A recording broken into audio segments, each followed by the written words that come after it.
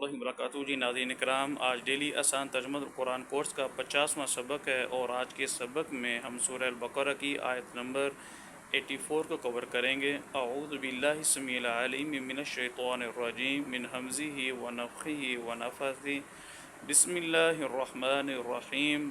وَإِذْ اور اذ جب اخذنا لیا ہم نے میثاقکم تم سے پختہ عہد، لا تسفکون کہ نہ تم بہاؤ، دماءکم اپنے خون کو، ولا اور نہ تخرجون تم نکالو، انفسکم اپنی جانوں کو، من دیارکم اپنے گھروں سے، ثم پھر اقررتم تم نے اقرار کیا، وانتم اور تم تشہدون تم گواہ تھے۔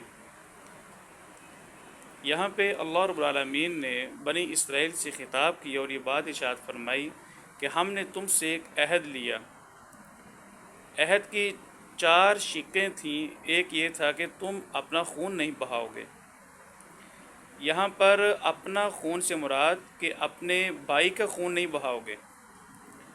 یہاں پر اللہ تعالیٰ نے بہت ہی اہم اسلوب اپنایا ہے کہ بات یہ ہے کہ ایک دوسرے کا خون نہیں بہانا، تو اللہ رب العالمین نے ایک دوسرے کا خون بہانے کو اپنا خون بہانا قرار دیا ہے۔ فرمایا کہ اپنا خون نہیں بہاؤ اور اپنی جانوں کو، اپنے عزیزوں کو، اپنے بھائیوں کو اپنے گھروں سے نہیں نکالو۔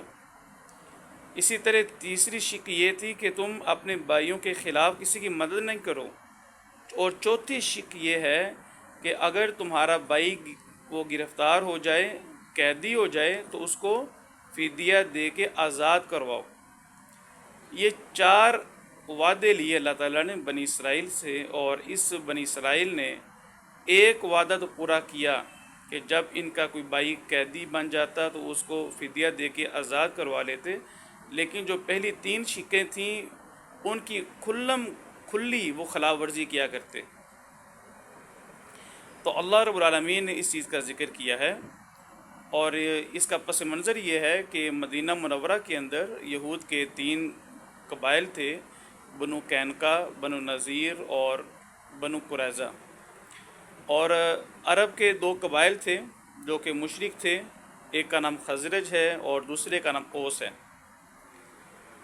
اوس اور خزرج یہ 2 جو قبائل تھے، ان کے حلیف تھے یہودی قبائل۔ اوس کے حلیف تھے بنو قینقاع اور بنو نذیر، جبکہ جو اوس ہے اس کے حلیف تھے بنو قریظہ۔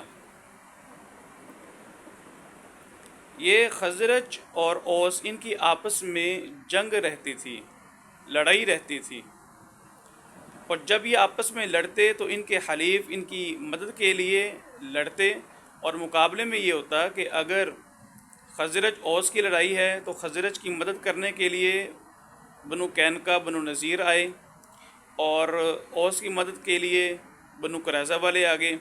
تو جب یہ اوس خزرج لڑ رہے ہوتے تو یہ یہودی بھی آپس میں مار رہے ہوتے، کس کے لیے؟ اپنے حلیف قبیلوں کی خاطر۔ تو ایک دوسروں کو قتل کرتے، ایک دوسروں کے گھروں کو لوٹتے، ایک دوسروں کو گرفتار کر لیتے، قیدی بنا لیتے۔ تو اللہ رب العالمین نے اس بات کا ذکر کیا ہے کہ میں نے تم سے عہد کیا تھا اور تم نے میری اس عہد کو پامال کیا ہے۔